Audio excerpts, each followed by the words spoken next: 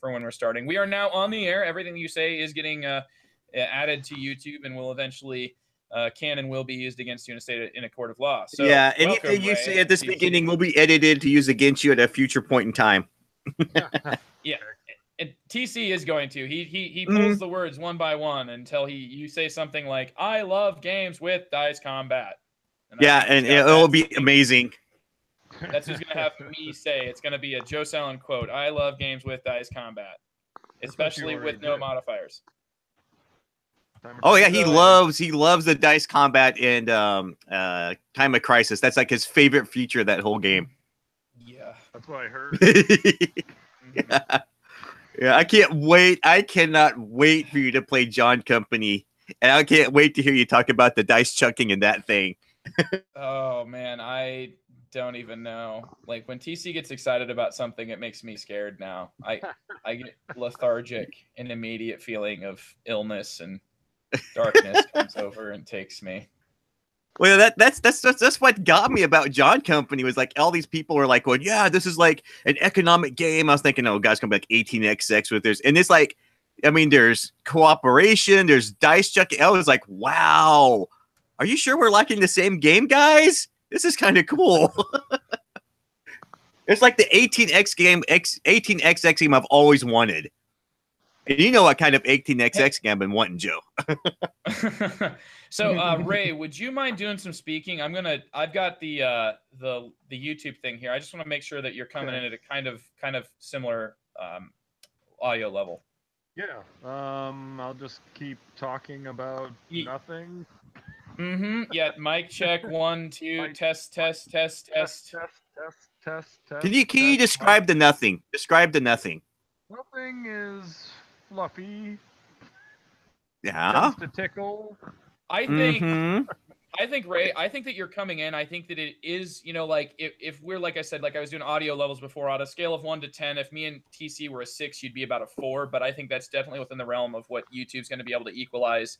Like when I pull this and do the clip converter stuff, TC, it, like even Trent, who historically when we used to do Audacity levels would be like, his Audacity would look like this on the clip, and mine would be like, hitting and peaking and like buzzing, like even on that, like YouTube just normalizes us all, so we're all kind of within the same thing. So I think that there's some amazing audio magic that goes on just with YouTube that takes a lot of the, the frustrating sort of technique and technical aspects out of it. So I think you'll be great though, Ray. Well, he's going to be great anyway. Oh yeah, he's just going to be great, and people will actually be able to hear it. That is a bonus. All right. Not for them, but for me. There you go. Well, you know what? Listening to yourself on a podcast is definitely something different. So I highly recommend you try it sometime. It is, it's at the same time, it's like cringy, but also very validating. Like I sometimes will read things, I'll get like deep into something I wrote like 2 years ago, and I'll feel kind of like I'm reading someone else's review, but I agree with that person like wholeheartedly. And it's like, come on, man, you need to make more stuff. So anyway, that made me sound really, really narcissistic. Wow, I was about to say, do you look in the mirror a lot? Accurate. Hey, yeah, but Joe I know. Salad sock puppet comes up there. I'm out. I think that you're great, Joe. Thank you, Joe. Well, I am. That's fantastic. Oh boy! Well, that's gonna be coming soon to the geek store. The Joe Sound sock puppet. Pre-order now. Yeah, it's just all it is a squeaker toy. That's all my voice really comes off to most people. It sounds like a very emphatic squeaker, though. So, what do we think? Are we ready to talk about Lord of the Rings Confrontation here? I've got the live chat going. Looks like we got a viewer. Still haven't figured out yet if that's me. I'm not sure if YouTube tracks it when I'm watching the feed just to make sure. But anyway, so we could have somebody there. It could be a lurker. Maybe they'll jump out and say, "Hey, maybe it's my mom," or maybe it's Luke, who I called my mom on an episode, and then he came out and said, "Hi, I'm Luke, your mom." So yeah, I figured it was my mom because my mom doesn't know how to like talk in the chat, and she usually one time my mom talked in the chat and she was actually signed into my YouTube account. I don't know how she did this. I don't know how my mom has my YouTube on her PC, but so it was like me talking in the chat. Like it was like I felt like I was having an out of body experience because I didn't know it was my mom. That's awesome. Yeah, it was bizarre. It was. I mean, I immediately could tell the voice. Everybody can kind of tell their own mother's voice. Like my mom is she's a wonderful lady, very very preachy when she speaks to me and I think everybody else. But that's just because she's a mom, right? And that's she's always making sure that you do the right thing. And so, but just seeing my own self pop up in the chat while I'm in the long views thing, it was strange. It was like myself from the future when I turned into my mom. So. It's gonna happen if it hasn't already. So, all right. Well, any questions before we get started? Kick this off. Nope, we're good. 3, 2, 1. Hello and welcome to The Long View, a podcast where we take a deep dive, an in-depth look at games that have been around to stand the test of time. In this case, it's a 15-year-old gem, The Lord of the Rings: The Confrontation by the great Dr. Reiner Knizia. For that task, we have a first-time contributor to The Long View, Ray Myers. How's it going, Ray? It is going good, Joe. How are you? I'm just great. I'm excited to have you on here. You've been with me from the start of my very first episode on The Long View, when I did, Terra Mystica back as a guest back in the days of when the great Gambino, Jeff Gamble, handled The Long View and did such an awesome job, and we've taken it over, and now we've been running it into the ground, and I haven't been doing that alone. I've been doing that with Not by a long shot. out in Portland, who's finally gotten off the toilet seat after this weekend of nastiness and seems to be feeling quite a bit better. How you doing there, Batman? It was quite the trek. You should have seen it. It was something else. Run the carpet down to nothing there in front of the leading into the bathroom. That transition just totally thrown down to the ground. It kind of rolled and it was stinky. It was great, but it's something I prefer to forget about. And we're gonna do it tonight by talking about a Lord of the Rings game. It's gonna be great. How's that for a transition, guys? A transition, yes. Something I prefer to forget about. All right. Well, Ray's here to tell us all about the greatness that is the Lord of the Rings: The Confrontation. And so, Ray, we talked a little bit beforehand, and you told me that you had played Stratego. So, Stratego is largely seen as like this sort of mass market forerunner of the Lord of the Rings: The Confrontation. But there's a lot more that goes into this than just that, that sort of characterization. So, Ray, would you please introduce us to your sort of your first experience with Lord of the Rings: The Confrontation, what it is that has made it something that you are so passionate about? Tell us about that now. Well, thanks, Joe. The thing that I really like about it, and that's kind of what you're after right now, is just kind of general overview. Your passion. The passion. Yes. Your passion. The passion. Well, I was telling you my love-hate relationship with Knizia games, and this was no exception. I first played it, and I was intrigued because I'm a huge Lord of the Rings fan. Like that's my Star Wars. I know a lot of people geek out on that, but Lord of the Rings is my big thing. And so I Preach saw it, brother. I'm right there with you. All right, I will.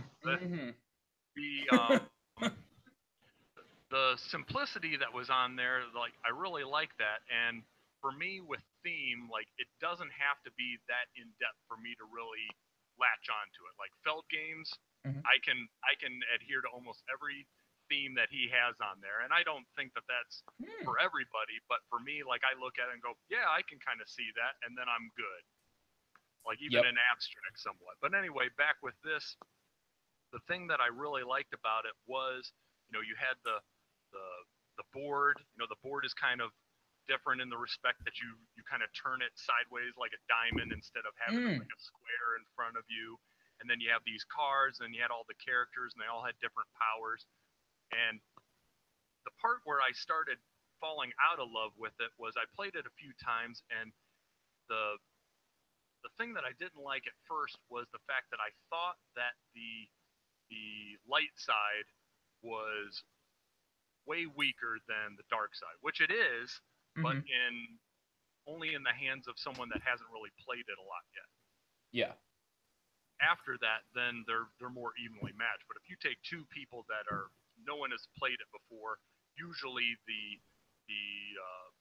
dark side player is going to probably trounce the other side, because just with the way that they're going to move the characters around, and the dark side characters are generally stronger number-wise than what the good side are.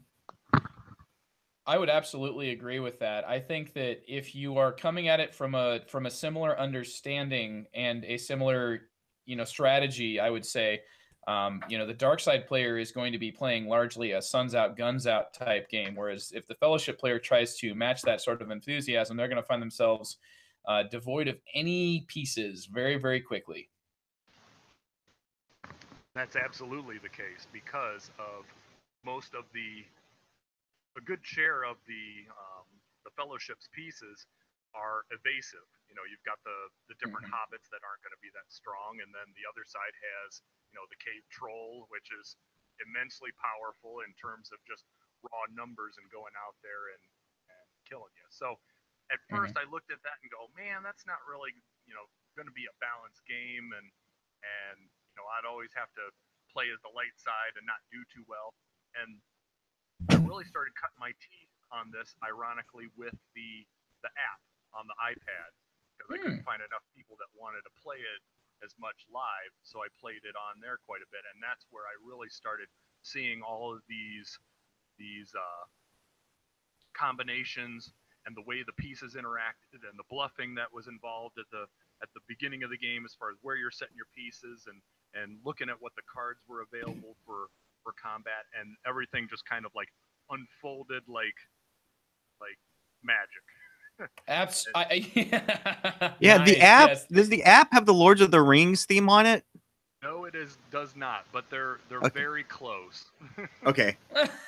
So it's like the store brand Lord of the Rings, like, which I'm gonna throw you under the bus here, TC. You mean Dungeons and Dragons?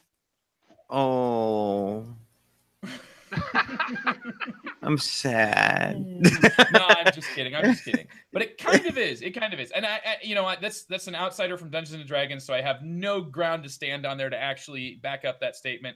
I was gonna say I didn't remember there being an official app, but Ray, I think that what you said is like the apps where you can play the game over and over and just really figure out all of its inner workings make excellent breeding grounds and just testing grounds for the type of game that you come onto the Longview and talk about. So I think that, when I see a game app come out, it really leaves me the opportunity to pick it apart and see its absolute, what are the designer's intentions with each little choice they made along the design process. So, Sure. I mean, there's like what you've mentioned so far. I mean, what we've got so far is asymmetry, and the fact that the asymmetry led you so much at the beginning to decide that this game is broken. It's favored for one side more than the other. And I feel like when you've got asymmetrical races, that's one of the first like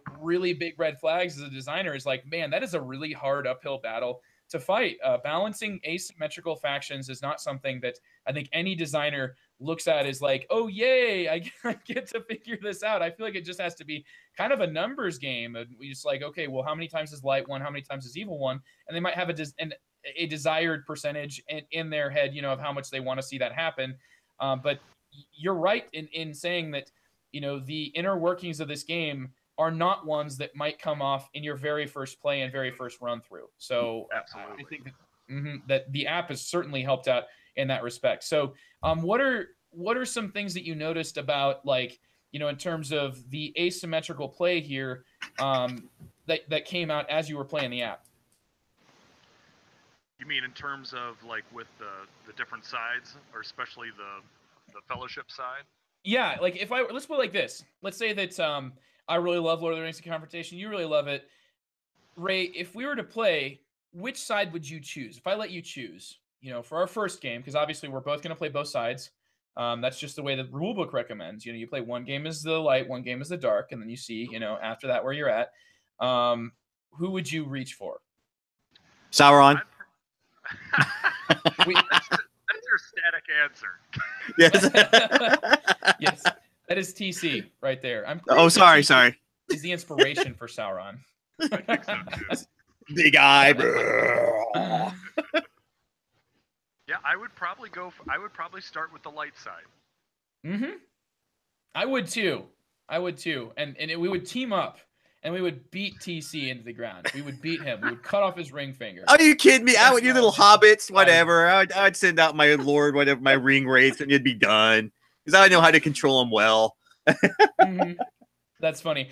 One thing that you did mention there, Ray, was that to have to capture your interest, a game's theme doesn't really need to have that much of an in-depth sort of basic thematic basis, you know. If you look at Reiner Knizia's past games, specifically Lord of the Rings, he had made a thematic-ish game, a cooperative game, one that's really pointed at as starting the whole cooperative game fad, in which the players all play as hobbits, and they are working their way down certain tracks, trying to collect different symbols and make it through to the end of the canonical story of the Lord of the Rings trilogy. I think that between that game, which I believe, if I'm not mistaken, came out in 2000, and this one followed it a couple of years later in 2002, there's quite a bit of advancement that you'll see here. That game had a really marginal theme, and here in Lord of the Rings: The Confrontation, you're going to be, you know, controlling these hobbits that have very specific, almost uncanny resemblances to thematically who they are in the story. And, you know, because of the asymmetry of the sides, you automatically, you know, you can see that, like, the Fellowship is much more about, you know, like, their goals are just different, right? The game is one.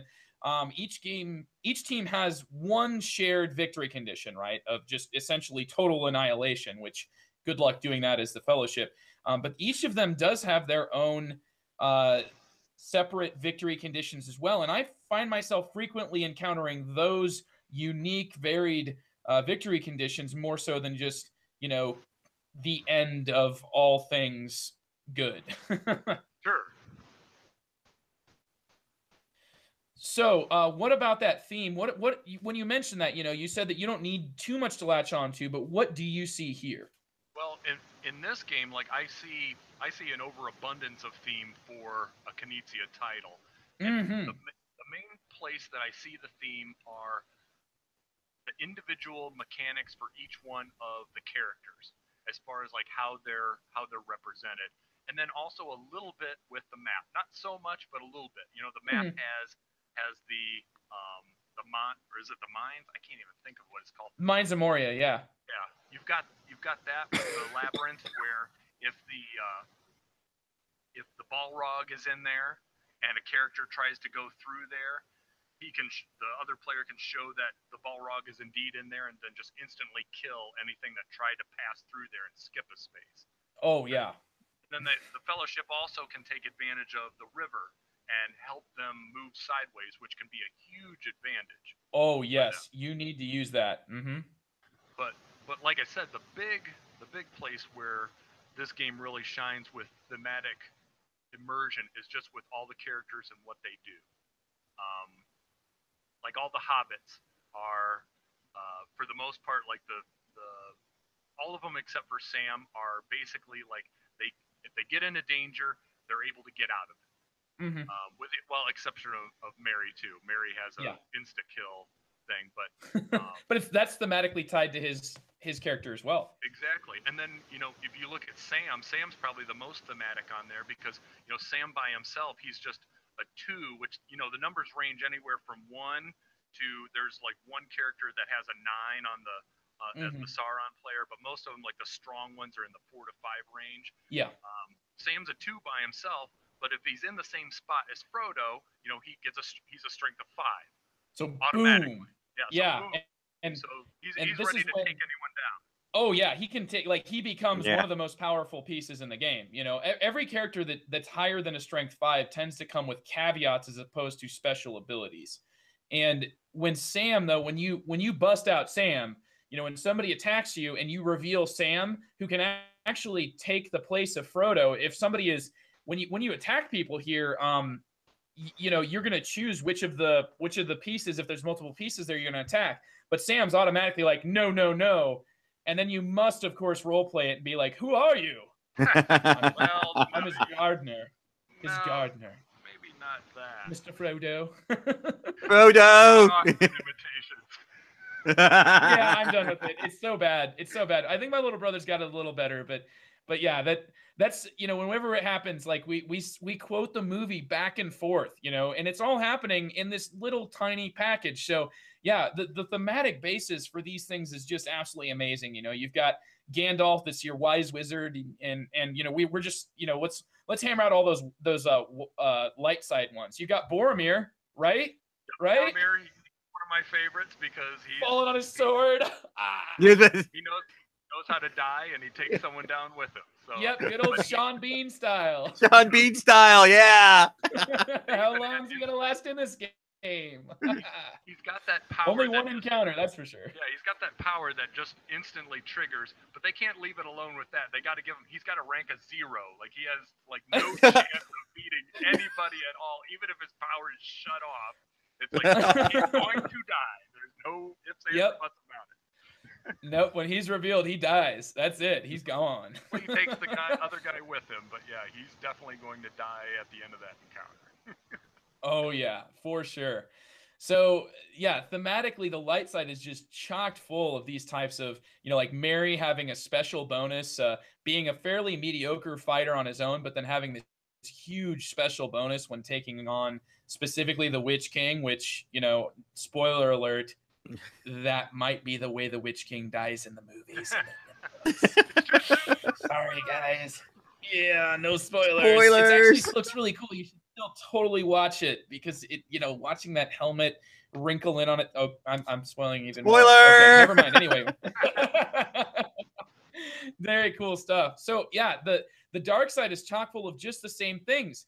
And talking earlier, like the victory conditions here are very much tied thematically to what the movies and books have the Fellowship actually trying to do. Like, it's the Fellowship, you're not trying to militarily dominate the dark side. You're just trying to drop the, you know, like to drop the ring in Mount Doom, which let's forget thematically that the eagles actually exist. Let's ignore that there's eagles. Well, it's more dramatic if you trek up it. I mean, it's more dramatic. I mean, come on.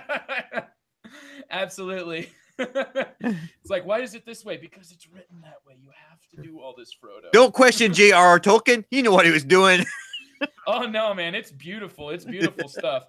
So, but it thematically does go along with the actual books, right? I mean, the dark side is looking to crush Frodo, and you know, Frodo's just that linchpin in the whole Fellowship strategy. So when he dies, it's game over. You know, when Frodo walks into Mount Doom or when Frodo dies, the game ends immediately. So absolutely. The dark side is chock full of these same things too. You mentioned the cave troll being that sort of outlier, having the strength of 9. Now, there, like I said that earlier, the strengths being really high, at a certain point, when you get above like a 4 or a 5, those higher numbered strengths sometimes come with a caveat, or, you know, like where their special ability is actually sort of a negative ability, you know, something that takes control out of the hands of the players. In the case of the cave troll, that's definitely the case.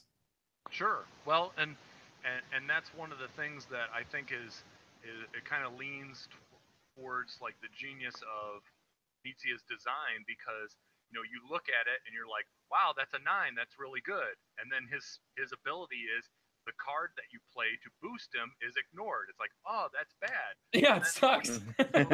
when you play more, you realize that he is the perfect way to dump your 1s and 2s, so that way you can get all your cards back. So then it becomes partially good. But then it's like, do I place him in the front or do I put him in the back and try to take advantage of you know, where is he going to fall in the combat where I can dump cards, because you don't want him in the middle of combat when you got, you know, your good cards left, because you don't want to save your 1 and 2s for like, well, I'm going to save that for the cave troll, or else you could be in big trouble there too. Absolutely. It is big trouble. Yeah. It's your cave troll seems to be frequently, like, if you math it out, he's only able to be taken down by some specific sort of combos and some specific characters. So I mean, it really becomes a lot of a game of where's Boromir at? First of all, you know, because it's like Boromir is like finding the mine in Minesweeper, but there's other pieces have the capability. Like if the cave troll goes up against Gandalf early game, Gandalf wins that encounter. Like he can militarily dominate the cave troll with an added combat card. Yeah, so Gandalf is one of the strongest pieces in the game just because, you know, he's a 5 by himself, and the Sauron player needs to play their card first. So Gandalf can see exactly what you're doing and then reply accordingly. Yes, which allows the player to really essentially guarantee the outcome, which is a crazy special ability, and one that, you know, losing Gandalf, to compare it to chess, is much like losing your queen, I would say. Yes it is. I would say, though, that the evil player, just by virtue of the asymmetry, is sort of chock full of these different sort of queens of their own right. And chief among them, we've mentioned the cave troll, which is just this giant blunt battering ram that, you know, once it's taken out, you definitely feel that it's gone, because that having that strength of 9 is so hard to overcome. But there are other little pieces here too. We're talking here that, like, if the evil player is using aggression in the right sort of ways, he's going to be able to attack any player on the good side with some of his, you know, he's got an aerial attack, he's got other things going on. Do you want to give us a general rundown, Ray, of what type of weapons here that I'm kind of giving an overview of? Yeah, with the Sauron player. Yeah. You've got this is where they not only number wise are they beefier, but some of their powers are a lot more aggressive. Scary. Yes. Probably one of the scariest ones, you know, we talked about the cave troll being a 9. Like they're weak. The dark side's weakest card number wise is the orcs, but they're one of the strongest cards because when they attack, they instantly defeat the first character that they run into. So if that is Gandalf, then Gandalf dies at the hands of the orcs. Correct. Scary. And then, they've got their own wizard. They got Saruman, and he's a 4.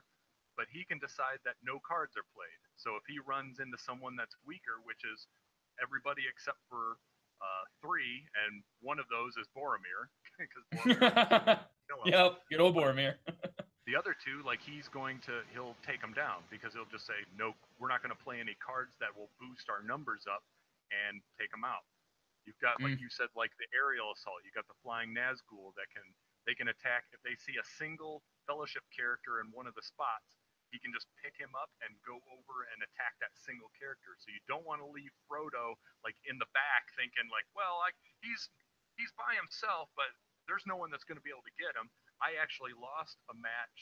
I was playing with one of my buddies that I play board games for the most part, and this was the first time that we played this one, and it was move 4, I think. I had Frodo like by himself, and he picked up the flying Nazgul, went over there, and killed him. Ooh, yeah, because is Frodo the move sideways, the retreat sideways, or the retreat? He's retreat sideways, right? He's retreat sideways, but I had all the spaces filled up, like he couldn't go in there. Yes, that is the scary moment. Yes, and with the flying Nazgul, that can a lot of times be specifically what you're trying to do is single him out, and yeah, in that case, you're just like, oh. Yeah, and I was trying to show, you know, I've been talking about this game with him for a long time, and then, you know, when the game over is move 4, you're like, well, yeah, so what did you think? Like, we only did 4 moves, guys. Well, you suck. You suck, Bray. Yeah. Well, he knows my general tendency, like when I teach games, and not saying that I gave this to him or anything, but I'm more wanting the other person to explore the space and not like, let me show you the game, and then I'm going to crush you mercilessly. Yeah, the pressure you can apply as an experienced player in Lord of the Rings: The Confrontation is immense, and I think that that's kind of scary. You know, on its side though, to counter that is that this game is extremely short. You know, your 4 moves probably took 2 minutes.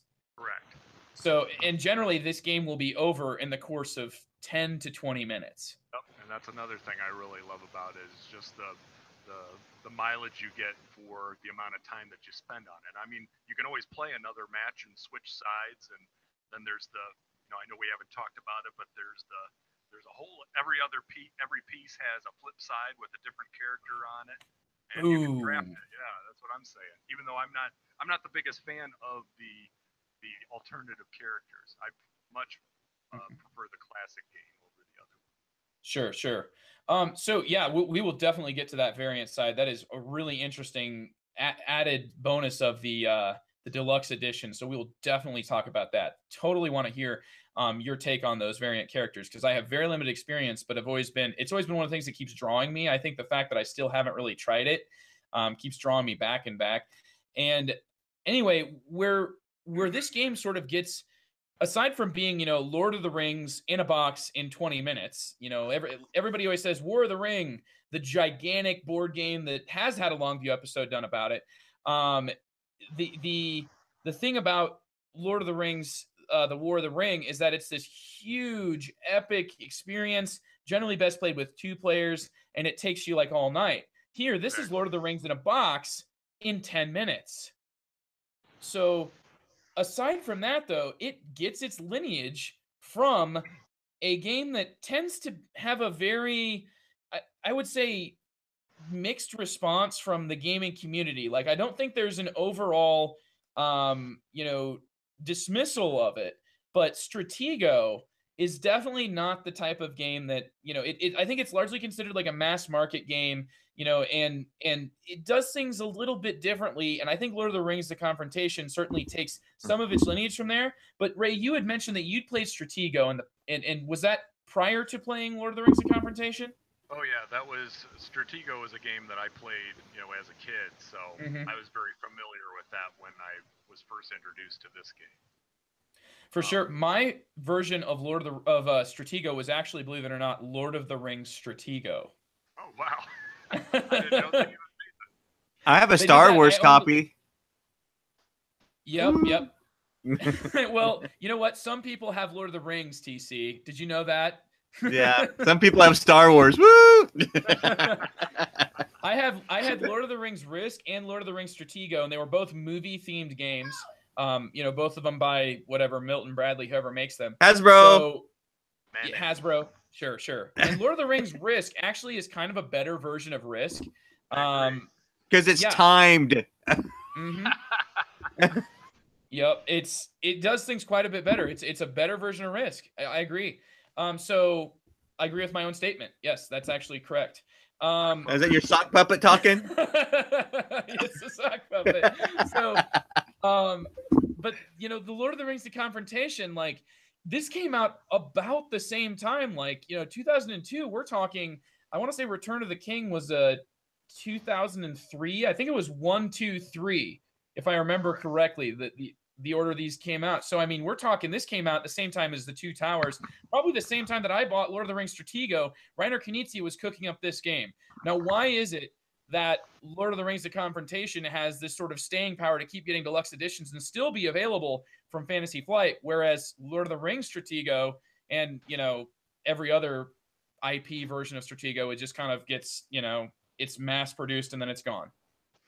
Well, I think the big thing with Stratego, and its play style is familiar to enough people that I think that when someone gets in front of this one, myself included, they tend to do the same thing. Which you've got these huge armies in Stratego that are a varied number, and I'm just curious, what is the bomb in the Lord of the Rings Stratego?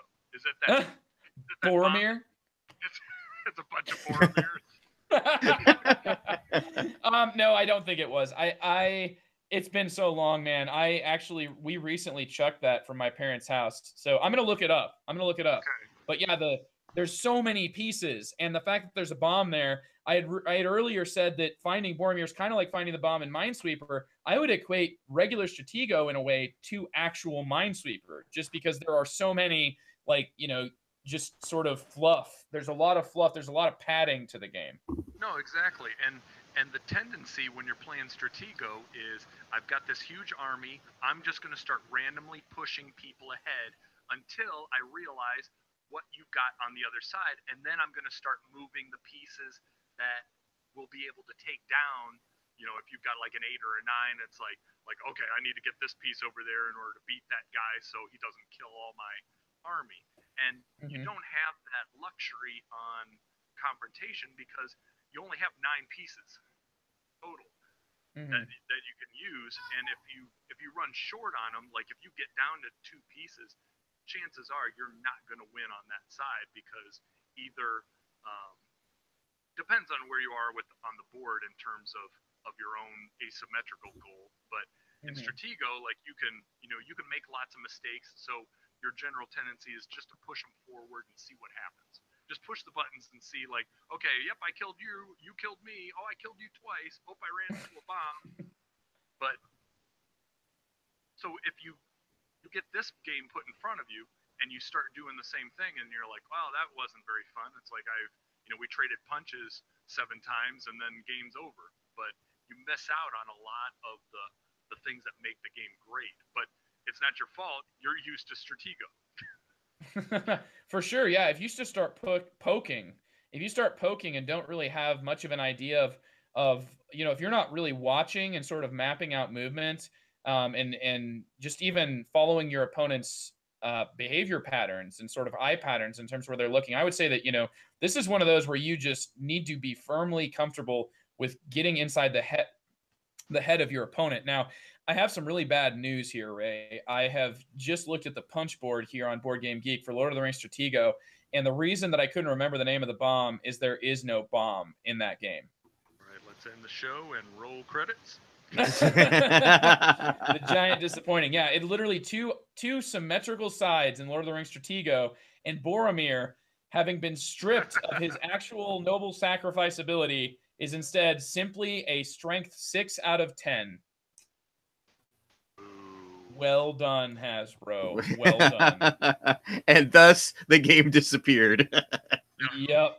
And it's just a whole bunch of paste ups of art from the movies, and yeah, it's just a big old disappointment here looking at this. So I'm really glad though that I had something else to sort of clean the palette from there, because definitely Knizia succeeded where this Lord of the Rings Stratego really fell on itself. So I think that what we've mentioned so far shows that this was the real Stratego game, though it didn't have necessarily the movie artwork to sell it, nor the mass produced and home recognized brand recognition of Stratego. What Knizia did here was he condensed it so that every move matters. So you can't be just, like you said, poking and pressing and prodding your opponent. You have to be thinking about everything in advance. And then added a simultaneous hidden card play combat system. Now, Ray, this here is something that to me is this was 15 years ago.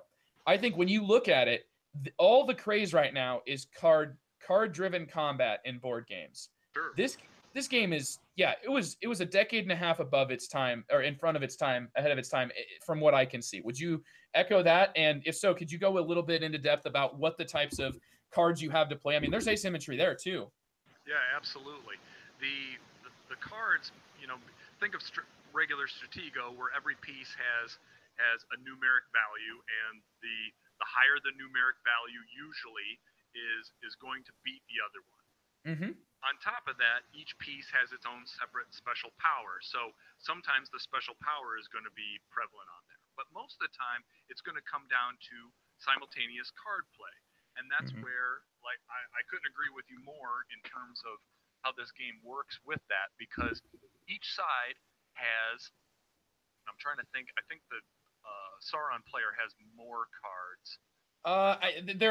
They're actually the same amount, I believe, because you end up picking up your cards at the same pace.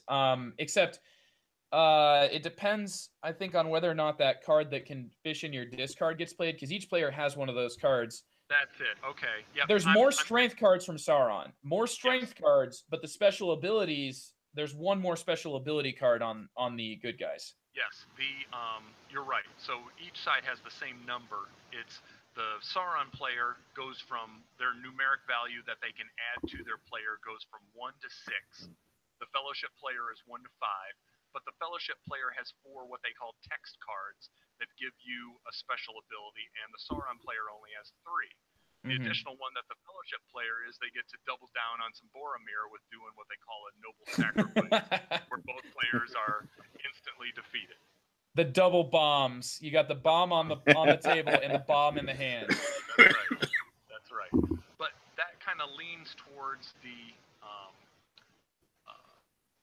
strength of the Sauron player, because they have, they've got bigger numbers. They also have a 6 to play, where your highest card as the Fellowship is the 5. But then the Fellowship also has the Noble Sacrifice card that they can just, both of us are going to die. But then the Sauron player, to check that check, has what they call the Eye of Sauron, which is just a text card that says ignore the effect of the text card played by the Fellowship player. So there's all these things where there's not I'll play this and I'll win this match every time. You don't know going into it. But the good part is all the cards are open information. So when you play them, they're all face up in front of you. So you get to see exactly what cards have been played, because you don't get to take them back until you've played all the cards. Nice. Yeah. Knizia always does. Go ahead, TC. I was gonna say, Knizia always does clever little things like that in his games. They're just simple things that make huge differences in gameplay. Yes. Yes, he does. So you were saying about the cards here. You mentioned the Fellowship player having this cancel, or the Eye of Sauron that cancels the Fellowship player's card, but specifically with those written cards, which generally the Fellowship player is going to be playing more of the cards with special effects than the opponent player. The evil character is going to have higher, generally has the same cards as the Fellowship player, but it has a 6 in addition to the 1 through 5 of the strength cards, and that 6 is huge, right? I mean, if you play that together with the Fellowship's 5, you've essentially got the most efficient victory. And what the Fellowship player has to balance that, though, is its own form of a cancel card in the form of a ignore the strength on the evil card played, on the Sauron player's card. So, I mean, you've even got this asymmetry that's built in seamlessly into these 2 cancel cards. I mean, you got cancel cards that are used in totally different situations. Sure. No, absolutely.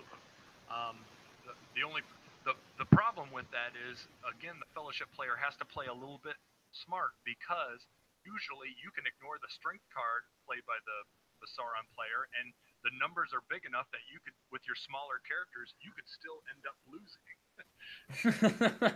Yes, absolutely. I mean, you have to be careful. Like, it's great to be able to get the card to go off, but for it to really be used efficiently takes a bit of, I would say, practice, maybe even just it's a lot of intuitive and strategic decisions. There's not really all that much reactionary gameplay here. It like really, when everything you do in this game is totally intentional. There's no randomness aside from just what's going on in the head of your opponent. And if you can try to get at least a little bit of an idea of what they're going to do, you can use that to your advantage. You can use that to blow your low power cards when your opponent's blowing their high power cards. But then it turns into that old Princess Bride conundrum, right? The should I drink the cup in front of me or the cup in front of you sort of thing. So each has this totally separate tool set, but it does end up coming down to like, well, he would know that I would know that. So what would he do knowing that I would know that? Would he still do it expecting me to change what I would say? It really...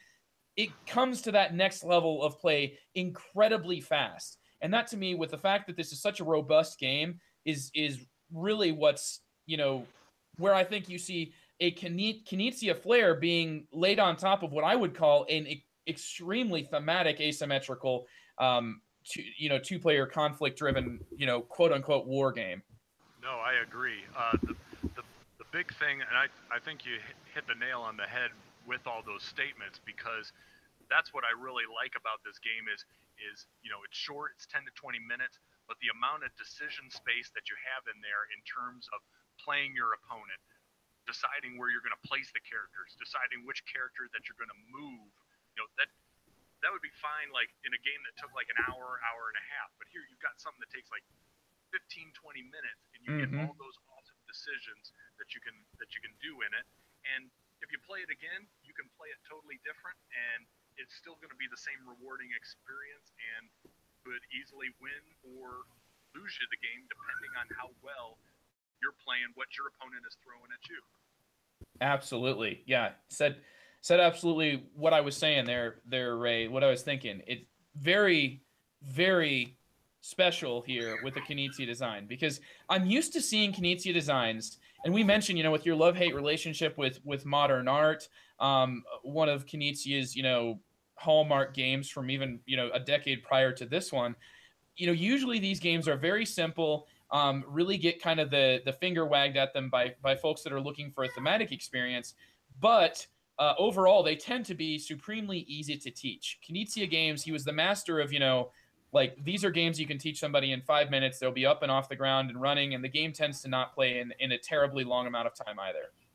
No, I agree, and it took me a while to really see that. Just when I was getting into the hobby, I was exposed to these, and I was like, oh yeah, that's kind of neat, but I'm always after what's big and flashy. And then ironically, it was just a couple of years ago I decided, like, you know what, I really don't like abstracts, but I'm going to buckle down and I'm going to really learn abstract games and see what it is that people like about them. And within like a couple months, like, I fell in love with abstracts. And not saying that Knizia's games are abstracts, but they follow the same formula where it's like really easy rules, but a lot of rewarding decisions. Because I know that that's an important factor for you as well.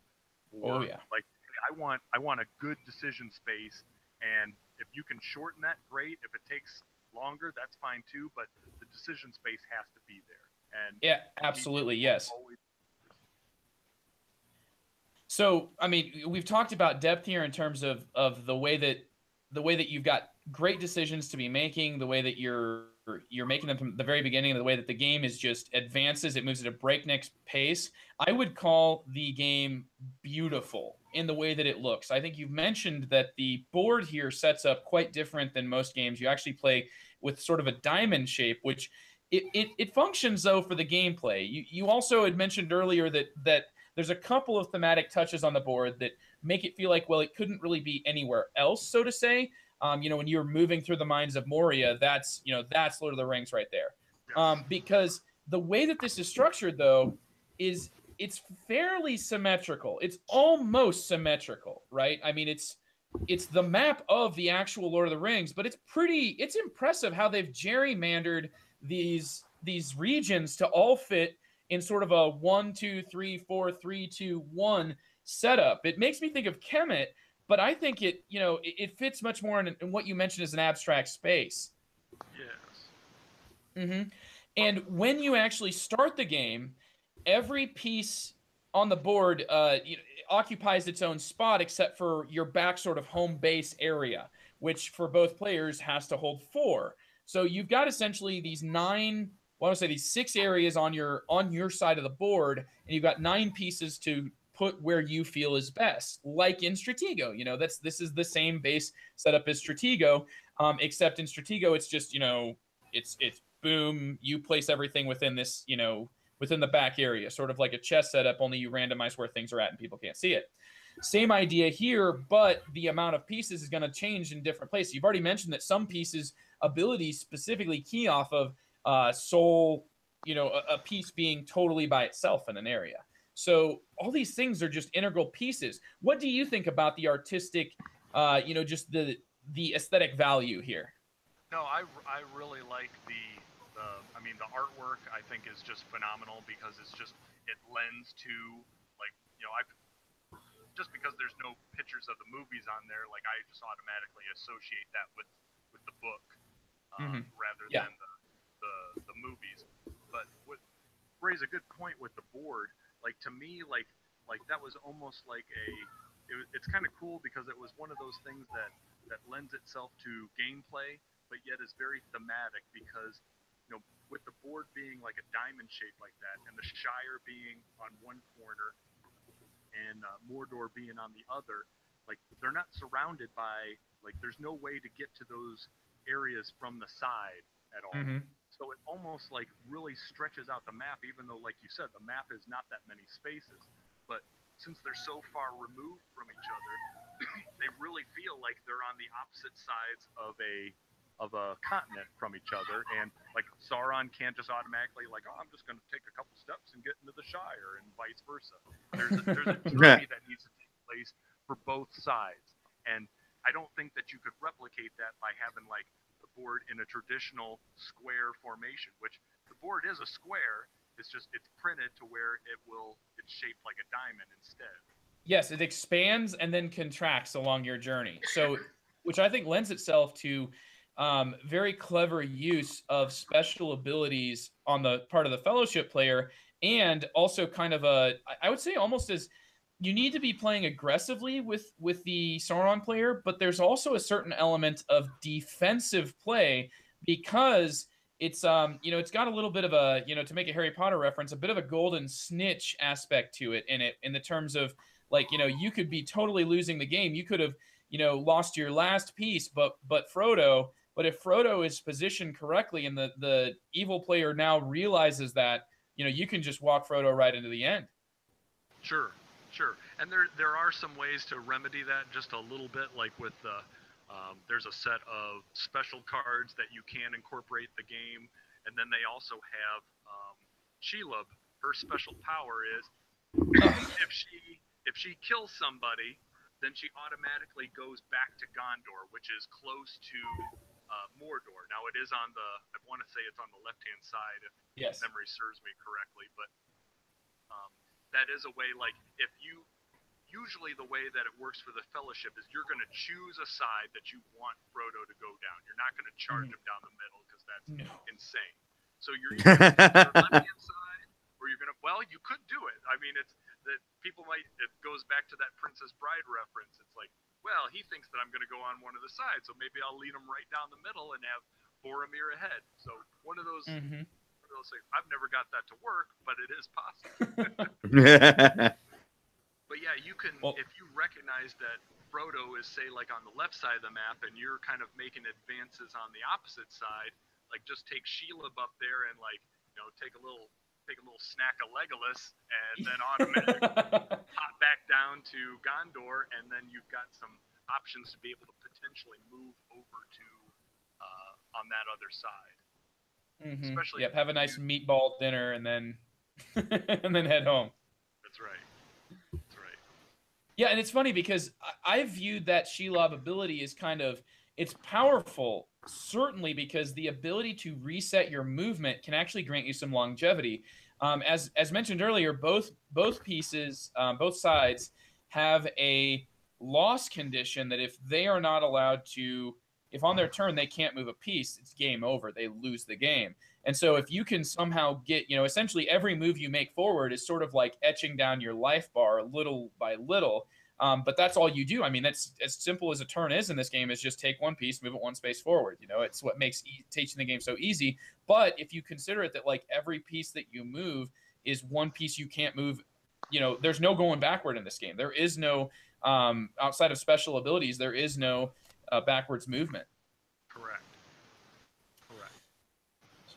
Yeah, so TC, it's been a while since we heard from you, and the last thing I remember hearing was something about Star Wars. Something about you, or TC. There's no warp technology here. I'm sorry, man. This is Lord of the Rings, right? This is like a marginally female void society, and in like medieval Europe. Well, one thing I want to ask about is I've played this a few times. I've really enjoyed it. But what always got, like I mentioned earlier, what's always got me about Knizia games, he always throws something in there that just makes you go, wow.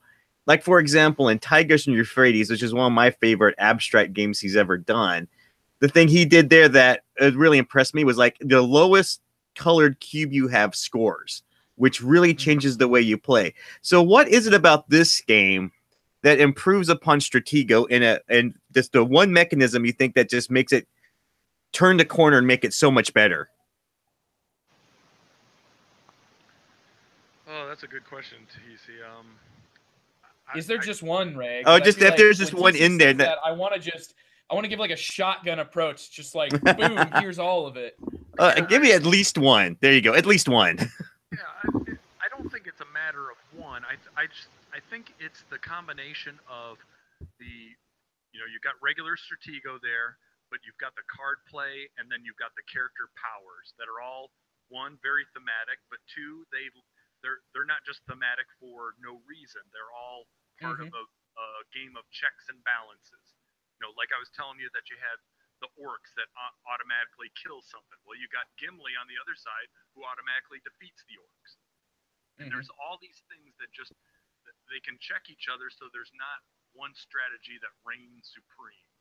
It's a matter of you doing the best that you can to plan and reading your opponent, especially with the card play. So you have placement opportunities there to read your opponent and do things, and then like during the match, like the card play can be very intense.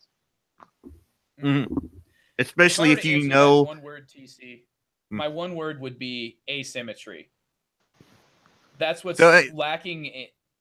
That's what's lacking in in Stratego, and in the Lord of the Rings, the Confrontation. You're talking about asymmetry that has been executed in a way that I don't think, like asynchronous or asymmetrical sides in a conflict game, is not something outside of war games that really gets explored very much. It really, up to this point, is I can count on like one hand, the amount of asymmetrical games out there, and even when it comes down to it, like, what is it? Tally Ho is a game that gets played way more than it should on like the online yukata.de because it's asymmetrical. It's a very simple, essentially almost like a memory game where you've got these hunters fighting against the hunted, which are these animals like bears and foxes and stuff. When it comes down to it, the reason that game gets the miles that it does is because it's asymmetrical. It's interesting to see how things play out. The two sides do play the game, approach the game differently. So I think the asymmetry is what is present that's not present at all in Stratego. So what you're saying is that if you want to play this game effectively, you've got to play both sides to know what the other side's going to be able to pull on you. And the game gives you a player aid that tells you all of the information that your opponent has. I mean, it's not that much stuff. It's 9 pieces and 9 cards. And so you've got this, this sort of little player aid that tells you all 9 cards in their deck and then all 9 pieces with their special abilities. And that type of information is absolutely necessary in this game. So yes, TC, that's exactly right. So how do you feel about the theme on this one? So you're telling me that you've played the app, correct? Yes. And so you had a choice between playing the app, which doesn't have the Lord of the Rings theme on it, to the board game, which does. Which of the two do you prefer? Oh, definitely the board game, just because to show how special this game is. Like, I am not a board game app person. Like, I'll buy a bunch of them, but I primarily use it to learn the game. Sure. But this one is like I really wanted to play it more and more, and that was my only avenue to be able to play it as much as what I wanted to. And so that's I went for the app and played it, and that's where I really learned all the ins and outs of, not saying that I'm an expert by any means, but learned all the things that make the game what it is. Because like I said, the first few times that I played it, I'm like, man, this is really focused, like the Sauron player is too strong, and it's imbalanced, and I don't really have that much interest in playing an imbalanced game, because someone's always going to lose as the Fellowship player. But that was before I looked at it a little bit deeper. So this isn't a game that someone can just like, oh yeah, let me try it, and then they try it, and they probably won't like it if they play the Fellowship player the first time. They'll say like, I don't get that. yeah, make them play the big person. But then at the same time, if you're the pro player, you're going to know the tricks to be able to just whoop a new player. So just be gentle your first game. I think that's a really good point, Ray. This is one that has definitely led to some contentious arguing between siblings in the past. And it's, as any type of game like this could, my age-old partner in chess and in Risk and all those games, my brother and I definitely have had a spat or two regarding his learning process, which I was really, really bad about. So I learned a big lesson from that situation. So hopefully you can learn from my mistakes. What really impressed me about what you said, Ray, is that like you're not just talking about not being a board game app person. This board game app is like nominally related to the game, right? It's the game mechanisms, but none of the game's theme, which, let's all be honest here, what draws people to this game? Is it, ooh, I love Stratego? No, it's Lord of the Rings, a two-player Lord of the Rings game. And when you hear that it's kind of like Stratego, but it has the different players, it's like, well, that sounds interesting. The fact that you played this app, though, and saw enough there, in your description of it, sounds like what you had at the start was sort of like an aerial view of one of those optical illusions that's deliberately meant to make your eyes look like it's seeing like two totally lopsided, like, white and black lines. And it asks you, like, which is bigger, the white lines or the black lines? You're like, oh, it's clear. It's the black lines. They look much larger. And then it tells you on the next page, oh, because of the way the board is shaped, your eyes are distorting it, and they're the same exact size. As you get closer and closer and closer, when you get that magnifying glass up to the pieces in this game, you start to see the interlocking mechanisms, the way that everything has a counter, and then that counter sort of has a counter to it as well. It's, it is that sort of the cup in front of me, the Princess Bride paradox. Exactly. Conundrum, whatever it would be. So I have one more. I have another question for you. In terms of Lord of the Rings, a Lord of the Rings board game, where do you rank this one? Is there one you like more? Is there some you like less? I mean, if had like a whole smorgasbord of Lord of the Ring games, which one would you grab for? If time was not a consideration, yeah, and opponents were not a consideration, I'd probably go with War of the Ring over this one. But because those are not my wife will play this with me. In fact, she's played with me a number of times, and she is not a board gamer in any way, shape, or form. But it's one of those games that I can teach somebody.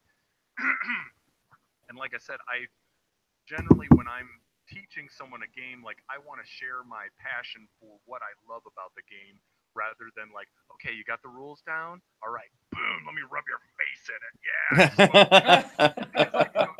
Run, Frodo, run! I could go to the playground and beat up fifth graders all day long, but I would rather I'd rather have a What's challenge. What's worse, beating up fifth graders or the sock puppet? I don't know. I don't know.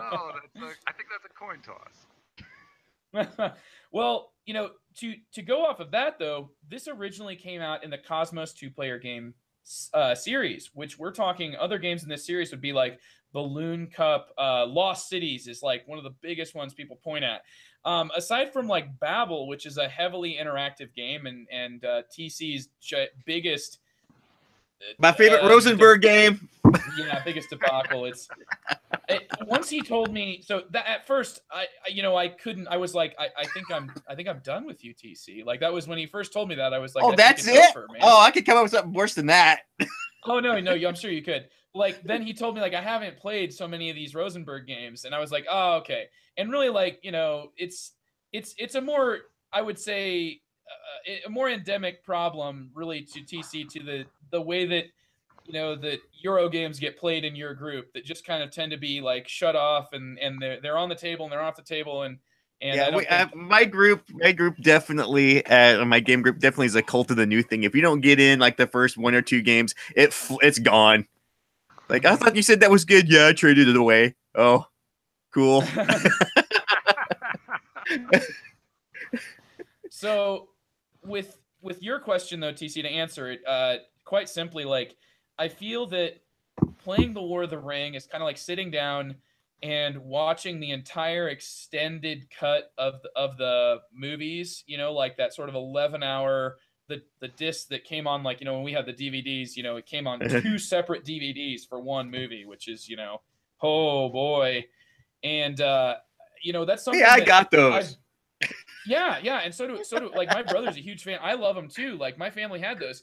And I've done that before, right? But that type of experience is something that I have done, right? I have done it, as in past tense, right? Like, when it comes to it, if I'm wanting to play a game, I'm reaching for this one. I'm reaching for the Lord of the Rings: The Confrontation. The War of the Ring certainly has that space for a lot of thematic depth, like especially with the cards in that game. But when it comes down to it, you're talking about a game that really doesn't do much more than risk in War of the Ring, whereas a game that takes Stratego and does it to the nth degree. You know, I can't imagine improving upon this game without. I can't imagine. First of all, I can't imagine doing that. You know, and I'm no Knizia, but you know, I don't even see what direction you could head with this. Aside from just expanding what's already there, I don't see any sort of an issue with the game that needs to be addressed. Sweet. Okay. Got any more questions? So, Those are mine. So yeah, I mean, and I've played War of the Ring, like I said, the same way that I've watched those extended editions.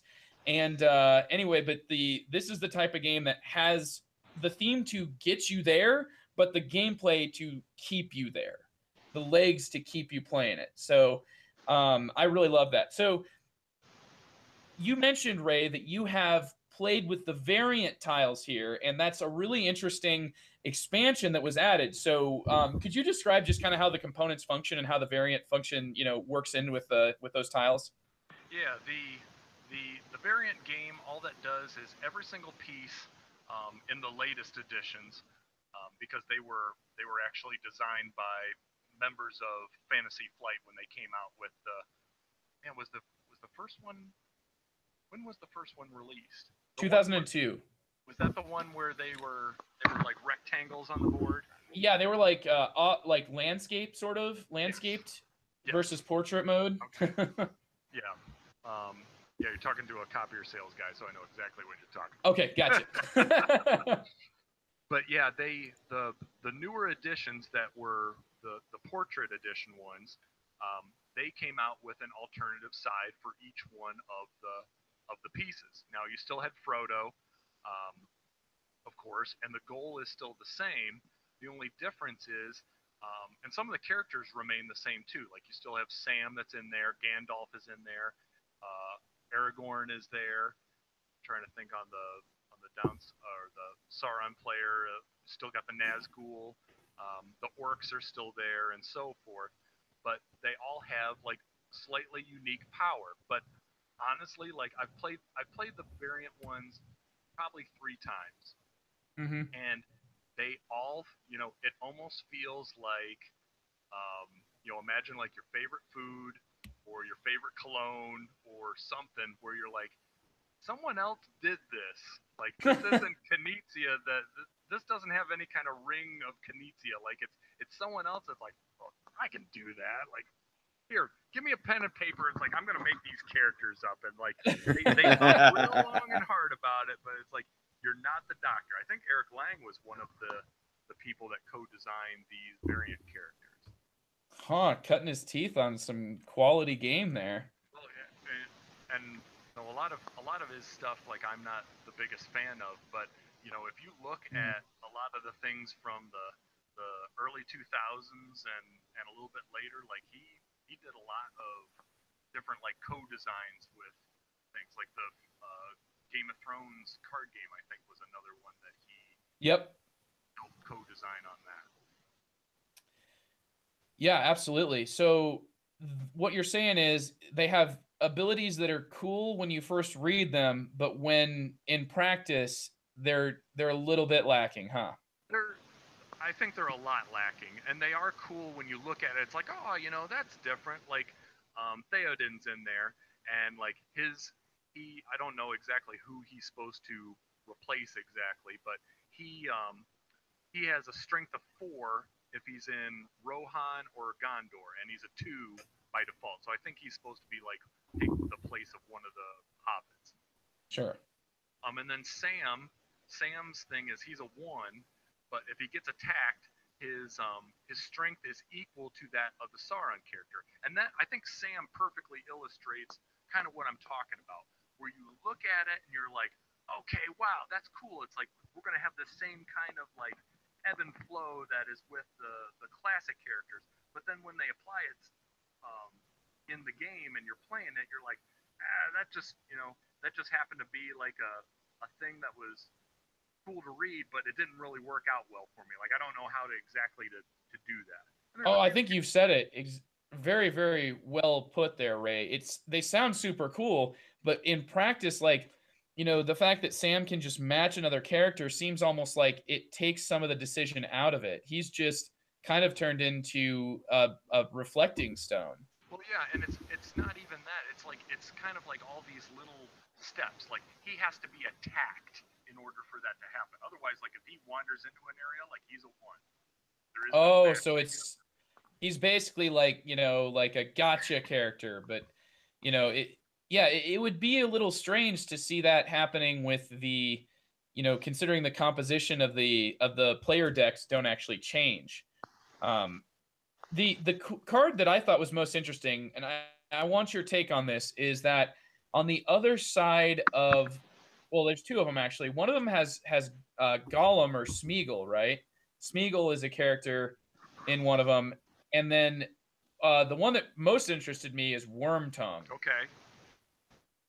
Wormtongue has negative strength. Yes. Yeah, Wormtongue, he's got negative strength, and if he gets defeated, he's allowed to retreat backwards into an empty region. So, in a way, like and in some ways, he's like kind of one of the more thematic pieces in there, because Wormtongue was always like, like a staller, like, kind of conniving in order to try to get what he wanted, and he never was able to make it happen. But he was able to stall things long enough, only it ended up backfiring him, in the books. But in this one, like if you attack with him, and he's going to lose more than likely. Cards are getting played. He's almost like a card magnet, where the other, the Fellowship player is going to attack, and they're going to play a card because they have to. And it's like, well, if I beat Wormtongue, it's like, yep, you beat me. And it's like, then you retreat backwards, and you're able to just do that all over again and suck cards out of the Fellowship player. Okay. So would you say that that one does kind of work, or it does, just in the sense of like a thematic kind of thing, because he's kind of in the same ballpark as the Cave Troll, where he's like a card dump, and he causes the Fellowship player to card dump things too, because the Fellowship player might try to like, no, I really don't want to defeat him, and they start chucking cards left and right, and then it's like, well, you did beat me, and then he retreats backwards. And it's like, well, we're just going to do this over again. Meanwhile, the Sauron player is able to advance a little bit more with. Sure, yeah, and if they do finally win, it's like, holy crap, you beat him, right? He can still win normally. Yes. Yep. Absolutely. So an interesting piece. You've also got Treebeard. I feel like a lot of these pieces in the variant ones are ones that have me cheering at the idea, like, oh yeah, it's like each of them has like their grand entry and their place in the series. That's what has me really excited about it, TC. I think you might be able to share that sort of, I think that probably, TC, for you, the game is undeniably the War of the Ring when it comes to the Lord of the Rings, from a perspective of somebody who's, like comfortable with the sort of fistfuls of dice and stuff. And I think though that when you read these abilities, like, each of them does call to mind what they're supposed to, be. Though, let's all get this out of the way. Like, the other side, I want to say the Cave Troll is the Watcher in the Water, I think. Yes. Yeah, and now once he gets revealed, he remains revealed, and he can't move. What has he got, like legs or something? Is it, it's, how did he get there? Well, he's got those long tentacles, he could have pulled himself up with all the trees. Maybe there's cultists calling forth the Cthulhu monster. That's right. Right. But yeah, he's a perfect example of something where it's just like, I don't really know how I'm going to use that in all kinds of different situations. It almost was like the pieces are all like a Tetris puzzle, and either they're going to fall together and form something, or they're just going to be a hot mess, and you're basically looking at numbers and trying to beat them that way. Yeah, it's interesting that you say that, because when I think about, my read of the variant powers, each of them does feel like vastly sort of quote unquote game breaking, not just game breaking, but like there's no real comparison, no other design that really calls that to mind. When it comes to it, all the hobbits, the 4 of the 9 characters that the Fellowship starts with generally have kind of similar abilities. You know, the ability to retreat, the ability to attack around you with Aragorn. You know, these different abilities feel like they're all still sort of tied to the same general idea of, you know, a limited, you know, an evasive army that does have some weapons that at least give it enough teeth so that it can fight back when cornered. Whereas, you know, the Sauron player tends to have less control over these, you know, big dumb lumps, and, you know, like Shelob, who just automatically resets and you can't really control that much either. But there is a sort of cohesiveness to that army. Now, once you start sort of mixing and matching that, does that cohesiveness, that sort of sense of a vision, of a direction, of an intention, does that sort of start to melt away is what I'm getting? Yes, no, I agree with you. It to me, like, and I mentioned that Eric Lang was one of the co-designers on that, and one thing I notice about a lot of his designs is if Eric Lang was a Magic player, like he was playing counter spells and land destruction decks, like that's kind of what he wanted to do was like I want to play a game and then I want to be like, nope, gotcha, boom, or take that down, and that's what a lot of these things have is like they get revealed and then they do something like surprise, I'm gonna screw you over somehow, and or surprise, I'm bigger than what you thought I was, or surprise, I'm gonna teleport and kill something. And he does that in a lot of his designs that I've kind of like took a bird's eye view of all of his things and going, what is it that I don't really care for too much? And it is that, like, just take that surprise, you didn't know it was coming, and it's really hard to plan any kind of strategy around that, because you could have the best laid plans possible, and all of a sudden it's like, nope, I got this card or I got this piece right here and I just screwed everything up. And yeah, it's a big swing, right? It's tough to recover from those types of swings. Swings on that level are not really, you know, when you lose your pieces, and, you know, like losing Gandalf seems huge in the base game, but, like, you know, you're still not out of weapons. You know, I think that what you're talking about here with Eric Lang's, you know, with his designs, it seems to me like it's definitely, you know, you can start to sort of feel like you've been maybe neutralized a little bit more. You know, maybe they've declawed you, defanged you. Yeah, exactly. And I know I'm dealing with we've got the Master of Chaos here. I'd be kind of interested in knowing what his general take is with kind of like, take that, boom, here's a card that totally messes up everything that you want to do, kind of thing, gameplay. Because I always find your approach on things very interesting. Master of Chaos. Well, I tend to find that with those type of, I mean, I don't mind those things as much as other people tend to have when they're played on them. Generally what happens is, what happens in my particular case is someone will play that on me, I'll retaliate, and then we end up in such a weakened state, like a third or fourth player can just like come in and just, just clean up the debris of what used to be me and my opponent and win the game. But in a two-player game, I don't know.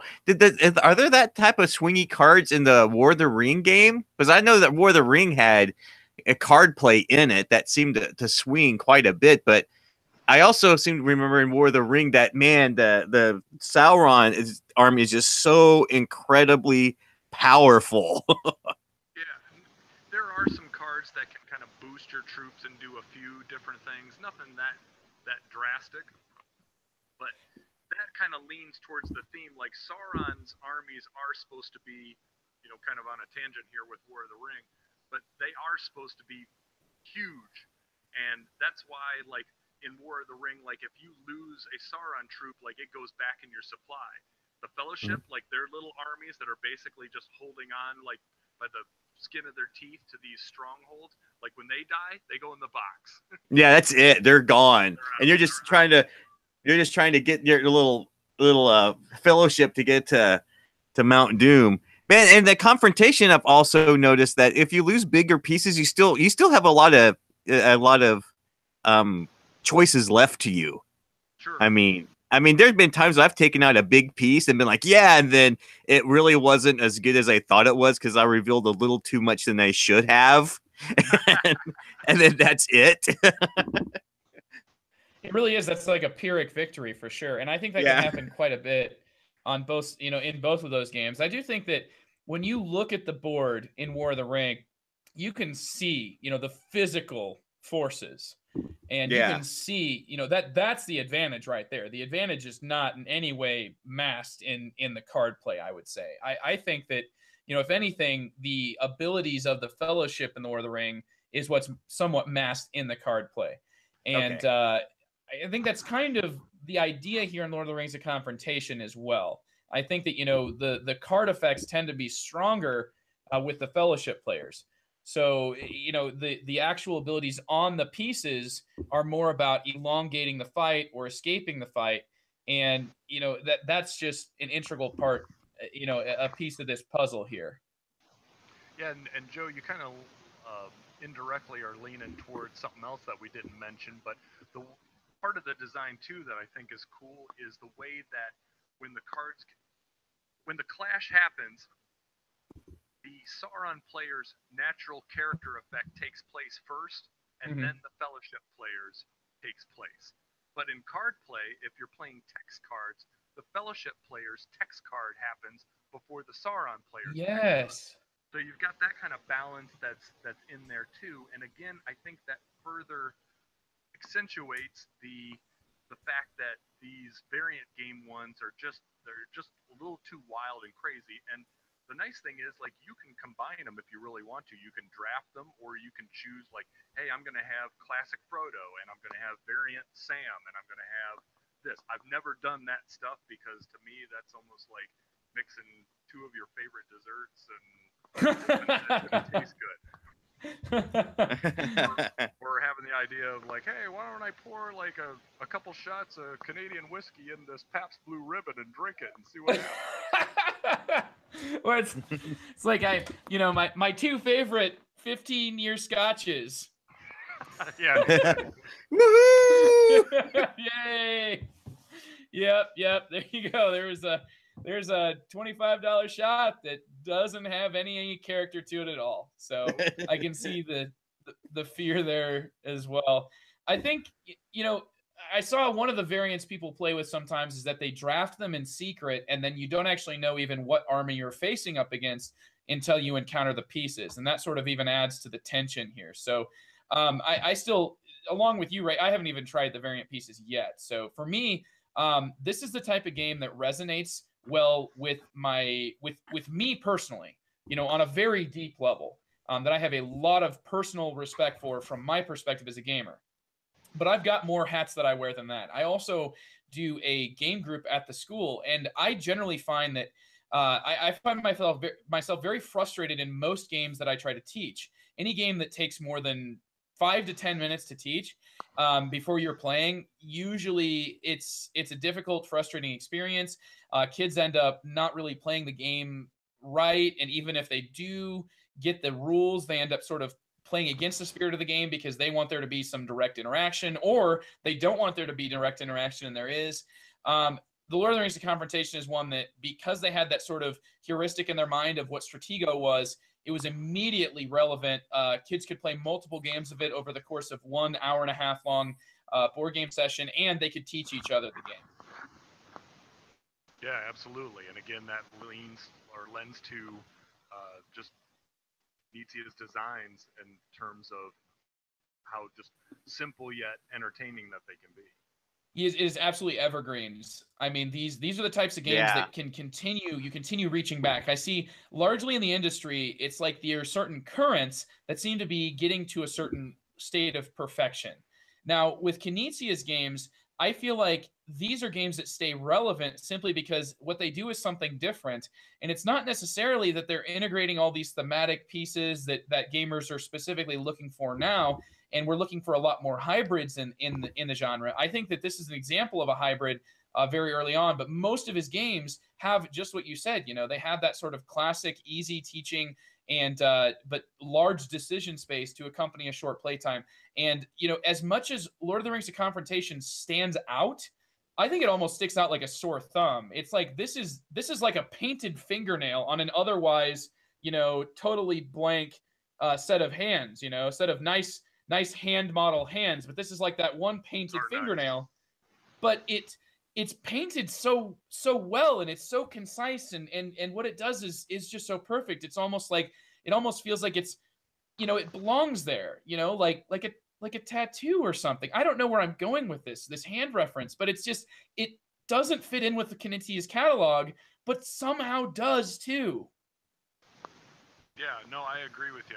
There seems to be something like with the Lord of the Rings, like you were talking about the co-op game, and then this one, like I think he really adheres to that theme and can use the mechanics very well to make the games that he does with that. I would like to see like another one from him just to see what he could do. I know that that's probably not likely just with licensing issues and things, but you know what? Maybe we'll have the Quest for Mount Doom, the sequel to the Quest for El Dorado, because that's actually quite a good one, man. That's what I'm reaching to. Like finally, Knizia does a deck builder, so I can actually teach deck building and enjoy the experience. It's it's crazy. And that's what that game does.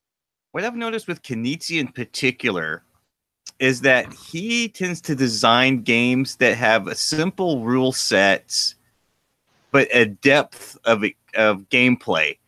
I mean, and it's usually regardless of theme. I mean, you can tell that he's a very, I don't know, he seems very mathy to me. He must plan all this out and just figure it all out. And he is a every time, oh wait, well, is a doctor of math? Yeah. Oh, hey, see, I know. But yeah, a Knizia game is very easy to teach, and then once you get into it, you're like, oh my goodness, I can do all these things with it. I mean, I remember when I first sat down to play Tigris and Euphrates, I know I keep going back to this one, I was like, oh, it's just colored tiles on the board, big whoop-de-doo. And then God, the depth that came out of that game was insane. It is. It's crazy to me how close that game is to an abstract, how different it is in core ways, but still without ever departing from its central mission. But yeah. I mean, to me, like, it is a game that when I played it for the first time, I think you mentioned this, Ray, that like when you play a Knizia game for the first time, a lot of times your initial taste left in your mouth is kind of, I don't know what to think of it. It's like what just happened? It's like kind of dry. It's like, oh, it's tasty. Mm-hmm. I enjoyed it. A dry wine, like yeah. As you become more accustomed to it, it's like you start to, like the actual underlying flavors start to come out. And in Tigris and Euphrates, for sure, like anytime you play that game with new people, though, just expect them to start a bunch of wars that indirectly win, not themselves the game, but somebody else the game. Yeah. It's like you like see it, like especially with Confrontation, you're like, I think I like that experience. It was different. Let's switch this around and try it again right quick. For sure, yeah. They're the type of games that have that sort of simple rule set, quick playing time that you can just, let's play this again, and yeah, you find people, like, for example, I taught the Quest for El Dorado recently to actually last night. I taught it to a group of people, one of which had never played it before. Not one game later, so we played another game afterwards, and then right after that, he was teaching it to a new group of people. Yeah. So I mean, it's a return to form, I think. Yeah, with the Confrontation, what's great about that is like as you say, it's a quick game, so you play it, you get hosed, you're like, I want to try the other side right quick. Come on, let's try it again. Come on, it can't end this way. And you play the other side, you're like, okay, let me try the other side again. There's something's not clicking here. Let's turn it around. And they play quick enough that you can play it multiple times. That's my favorite thing about this particular game with the Confrontation is that you play it, you get hosed, you get mad, you want to play it again, you want to play the other side. Absolutely, TC. Yeah, you really summed it up well there. And I think that was a good point, though, to bring up, Ray. With the other types of games that Knizia has put out. So I think that all in all, real classic designer. But man, I like to think that we look at, for example, Marcus and Inca Brand and how they made Village, and now they're making all these escape room games, and like they're just making such interesting and different designs. They made a word game, and it's like, look at how much depth they have, how different they are. But really, Knizia is the one who's designing these vastly different games that all sort of fall within the same sort of sphere of tabletop games. But when you play them, you see that there is a core reason for this game to exist in a sea of other games. Definitely. So, yeah. Is there any final things that we missed here? I know you've covered a lot here. We've gone through. Let's see here. Yes, yeah, the expansions are okay. Just get the base game. Play both sides. The light side is good. It takes nuance to play the light side, even though it seems like it loses a lot. Have we missed anything there? Well, the good news is the expansion comes in the box. The variant game comes in the same box as the regular one. So you've got both of them there. Okay. What do you think about those variant cards? Do you play with those, or would you consider those part of the experience, or do you think that those are more like, if you're going to play with the variant cards, also add the extra 4 event cards to it as well? By variant cards, you mean like the little added ones that you can play, like instead of your turn, play this card kind of deal? Yep. Those extra 4 cards per side that are like a sort of extra expansion that are not part of the base game. Personally, I really like those. Okay. I don't necessarily play them with every single one, but the one thing that I do like to use those for is, especially if I'm going up against a new player, I'll give him or her 2 of the cards. And usually what I start off with is there's one that lets you, basically if Gandalf dies, you can return him to Fangorn Forest. Oh yeah, like Gandalf the White, right? It's a resurrection card. Yep, or Shadowfax that just lets you basically take like a free extra move. So it can help Frodo, like if he's close, you can give like that little extra push and get Frodo over. And there's a few others on, those are just both on the Fellowship side. There's ones that are on the other side, but I don't really feel like that side needs it. Like if a new player is playing the Sauron player, like I'm telling them, you're big and beefy, like just don't give up, don't trade punches too many times, like try to take more of my guys out than what I do to you, and you'll do fine. Yep. Well, it's good to know. I think that we've gone over all the different pieces you're going to get in this box. I actually like that you've also talked about, with new players, because that's specifically the struggle I've had. It is, like 30, 40 games of this in, like how do I teach this to somebody without taking away their will to ever play games with me again? I hate this game. Yeah, and I think for new players, and not everyone plays this way, but I think what you really need to do is, and I'm not a fan of explaining like, hey, you need to do this and this and this, but like just give them like 2 things to look out for. Like if they're the Sauron player, you need to let them know like, hey, your orcs are real good, and you got to watch out for Gandalf on my side is really strong, and you got to watch out for Boromir, because Boromir is just going to blow up something.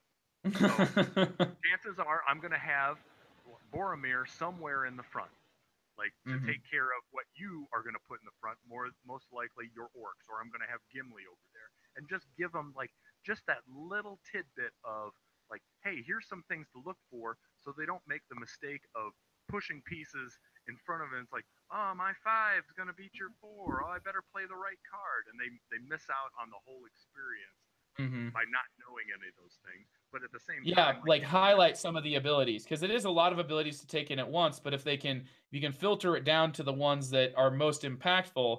Now, I mean, you're kind of creating a little bit of a meta, but as the experienced player, I don't see how else you're going to be able to handle that, with new players. But I do agree that like there are certain tools, like specifically in the games when I've played newer players in this, that the orcs very rarely get actually used, because they're more focused, like you said, on the high numbers game.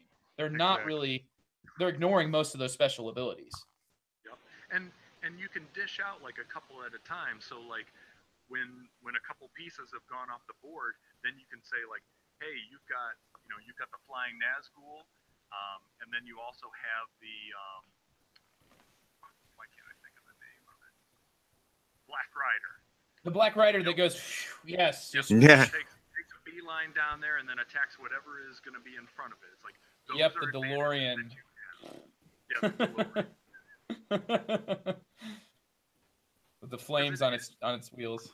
Yeah, it is too many powers for anyone to just even take in. Like, hey, what does my Balrog do? It's like, I don't know. Or what does your warg do? It's like, I don't know. Let me look it up. It's like, give them those few tidbits to work on, and then they'll push the other guys, and they can do that with the Sauron player because their numbers are high enough. But give them those little added powers, and then they start seeing what the game is about, not just Stratego 2.0. Yes, exactly. Not just the Hobbit or whatever, the Lord of the Rings Stratego, which, man, I did not realize how disappointing that game really was. But I'm glad I had fonder memories of it. It's like when you go back and you watch like some of those old '80s cartoons, and it's just like, ooh, my gosh. Yeah, like yeah, the Transformers doesn't hold up so well. I watch He-Man and I'm going like, why did I watched him like repeatedly? Like I would watch the same episode like 6 times. It's like, oh yeah. And now you know how your parents feel. Well, my parents were, they were raised by, Depression era people. So my parents kind of took on some of those tendencies, and it's like I remember my mom running in the room. It's like, we only watch TV during prime time. Turn it off. You're gonna burn it up, and then we won't have a television. Then here I am watching Orko like meandering into Skeletor's castle for like the 7th time. Yeah, the Stratego did not hold up, but fortunately, game from the same time here, Lord of the Rings: The Confrontation. If you don't own it, it is one that I think belongs in most collections, especially traditionally your mass market games are going to have a lot of 2-player games. Your chess and Stratego. There's definitely a place for that in most households. You can chuck that giant box of The Hobbit or Lord of the Rings Stratego out, and you can get this nice condensed smaller box. And you'll get an awful lot more gameplay, and it's a much more efficient use of time as well, which, Ray, as you've mentioned, is a big hang-up for me. Yeah. And I'll also add that if because they are still out of print, if you can get the Ticket to Ride size deluxe edition, I do recommend that because it has each of the characters' powers on the character itself, rather than the smaller size deluxe edition just has like the character picture and the number next to it.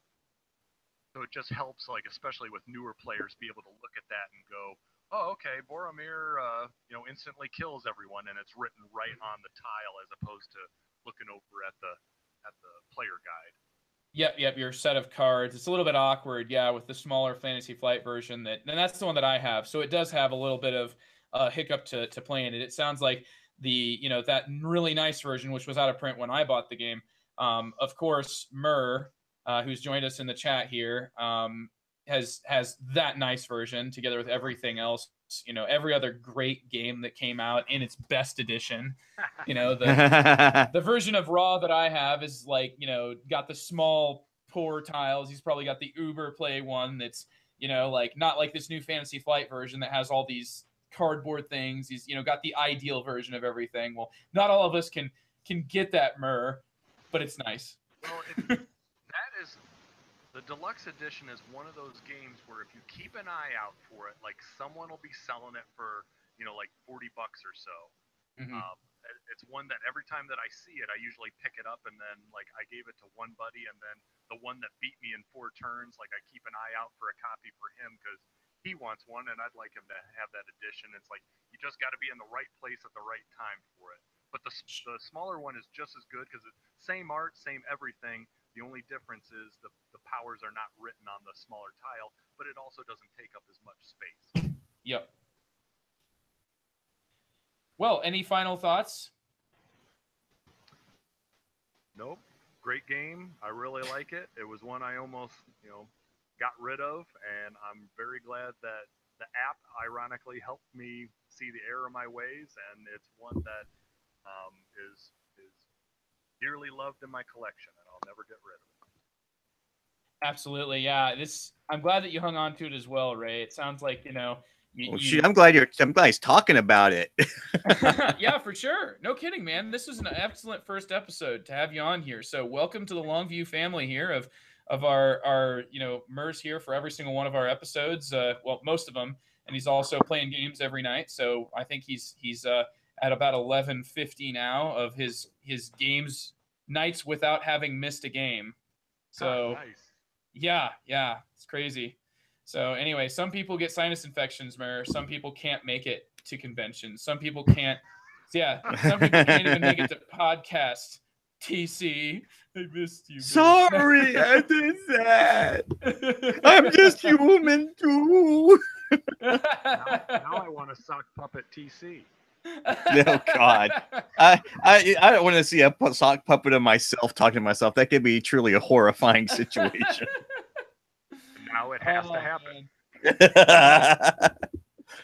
Well, thanks so much for joining us here, Ray, and thank you, TC, as well, for sharing your amazing insight into this game. I think it's been really cool to hear from you. You had some really relevant questions especially from a thematic side. So. Well, I am an expert at this type of stuff, so thank you. It was a pleasure to be on, Joe. Yes, thank you. That's the TC sock puppet. I feel like TC, you've got your hand in my sock puppet there. Oh. What? Well, that has been this episode of the Longview. Catch us on the next Longview, and we will see you then. Bye, everybody. Bye-bye. Bye.